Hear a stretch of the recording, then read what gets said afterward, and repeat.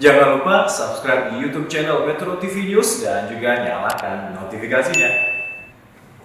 Memasuki wilayah Jawa Tengah pada mudik lebaran tahun ini, tol Trans Jawa diperkirakan akan menjadi salah satu jalur yang menanggung beban lalu lintas yang cukup tinggi dari pemudik. Di ruas Semarang-Batang sendiri ada sejumlah titik rawan kemacetan. Lalu bagaimana mitigasi kemacetannya? Kita akan bergabung dengan Reda Pulpi langsung dari gerbang tol Kali Kangkung. Pulpi, mana saja titik rawan kemacetan di sepanjang tol Semarang-Batang dan seperti apa kesiapannya menyambut pemudik tahun ini? Ya, Subi, di ruas tol Semarang-Batang memang ada sejumlah titik yang perlu diperhatikan oleh pemudik karena rawan kemacetan, antara lain di rest area, kemudian exit tol Bawen karena adanya terminal tipe A yang jaraknya hanya 800 meter, kemudian simpang susun Krapyak terutama jika dilakukan one way, di mana tadinya ada 4 jalur, kini hanya menjadi 2 jalur, ditambah dengan kondisi geometrik jalan yang mengharuskan pemudik atau pengendara ini berjalan lebih pelan dan berhati-hati. Kemudian selanjutnya ada di tanjakan depan Unisbank, simpang susun Jangli dan tanjakan Tembalang karena jalannya yang menanjak sehingga otomatis menjadi lebih lambat. Di simpang susun Jangli sendiri yang tadinya 2 menjadi 1 jalur, kemudian ada juga putaran, dan di tanjakan Tembalang akan ada tanjakan sehingga mengharuskan pengendara untuk lebih berhati-hati serta mengurangi kecepatan. Ini akan mengakibatkan antrian kendaraan di belakang. Dan yang terakhir pastinya ada di gerbang tol Kali Kangkung, tepat di mana saya melaporkan saat ini. Namun tol Kali Kangkung sendiri sudah dikondisikan sebagai alat kontrol untuk fasilitas ke arah Semarang ABC.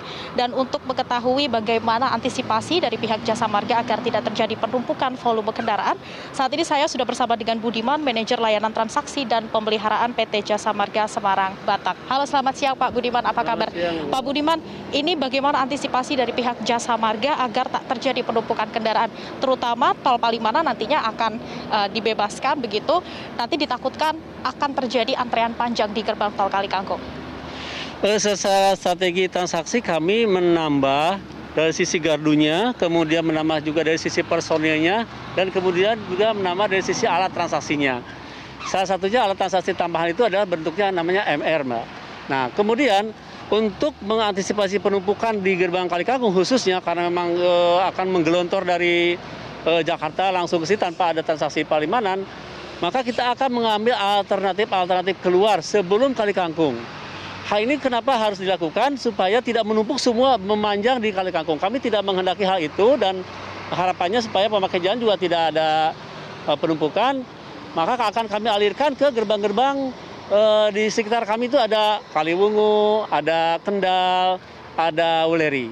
Nah, itu alternatif yang akan kita lakukan supaya mereka bisa, dan mohon pengertiannya kepada pemakai jalan untuk mengikuti petunjuk dari aparat kami yang membantu untuk kelancaran lalu lintas di jalan tol.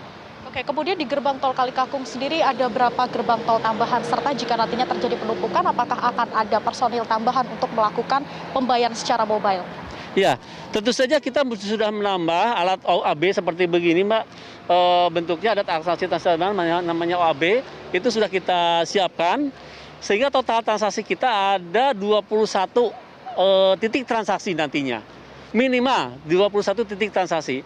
Nah, kemudian ada petugas juga yang mengarahkan di depan, mengarahkan kepada posisi gardu-gardu yang sudah transaksinya sudah mulai kosong seperti itu. Nah, ini akan kita siapkan setiap shiftnya terus bergulir sejumlah 15 sampai 18 orang kita akan siap standby. Kemudian kita juga menyiapkan petugas top up. Karena mau tidak mau top up kita siapkan, meskipun harapan kami top up itu tidak dilaksanakan di gerbang. Tetapi kita menyiapkan petugas-petugas tambahan supaya nanti akan kita cek pada saat mau masuk transaksi, petugas top up itu akan mengecek dulu.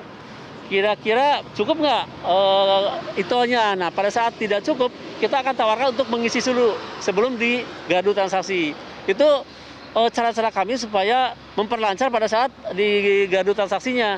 Sehingga sudah ada terisi, tinggal ngetep, langsung jalan. Tapi kalau sekarang di gardu, baru ngisi, itu akan memakan waktu. Dan harapan saya kepada para pemakai jalan, tolong isi itu di rest area atau di tempat-tempat lain, jangan sama sekali dilakukan di gerbang tol. agar tidak terjadi kemacetan begitu ya. Kemudian Betul. Pak Budiman, terkait himbauan penggunaan rest area yang dihimbau hanya 1 jam saja untuk penerapannya di ruas tol Semarang Batang seperti apa? Sebenarnya itu himbauan itu memberi rasa keadilan lah kepada teman-teman. Semua memang akan menuju ke arah yang sama, tapi tolong beri dong kesempatan bagi pemakai jalan yang lain. Mereka juga pasti ingin istirahat, ingin makan, sholat, dan sebagainya. Nah, oleh karena itu, apabila sudah mencukupi sebuah kebutuhannya, para pemakai jalan silakan lanjutkan perjalanan. Dan terutama di rest area, siapkan juga ada top up juga di situ, ada BBM juga di situ, siapkan sesegera mungkin. Oke baik, terima kasih banyak Pak Budiman. Nah, sehingga pemirsa memang sebelum Anda memasuki jalur tol diharapkan Anda sudah mengisi bahan bakar dan juga top up e-tol terlebih dahulu agar tidak terjadi penumpukan di gerbang tol. Demikian laporan dari Kota Semarang, kita kembali ke Subi, silahkan. Baik, terima kasih Reda Pulpi untuk informasinya.